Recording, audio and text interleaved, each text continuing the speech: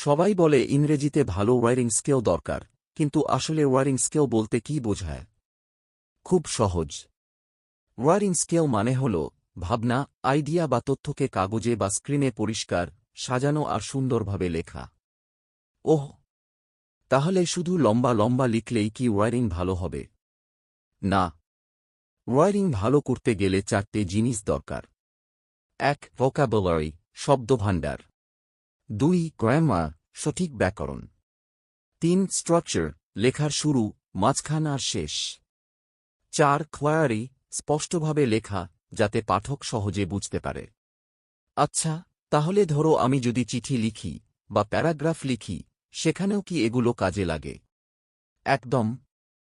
যেমন ধরো, চিঠি লিখছ, শুরুতে সুন্দর ইন্ট্রোডাকশন, তারপর মেইন আইডিয়া, শেষে সুন্দরভাবে ক্লোজিং।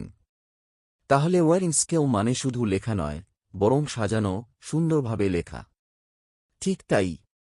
ওয়ারিং ভালো করার জন্য প্রতিদিন ছোট ছোট প্যারাগ্রাফ লেখার প্র্যাকটিস কর। যদি এভাবে আরও শিখতে চাও, তাহলে চ্যানেলটা সাবস্ক্রাইব করে দাও।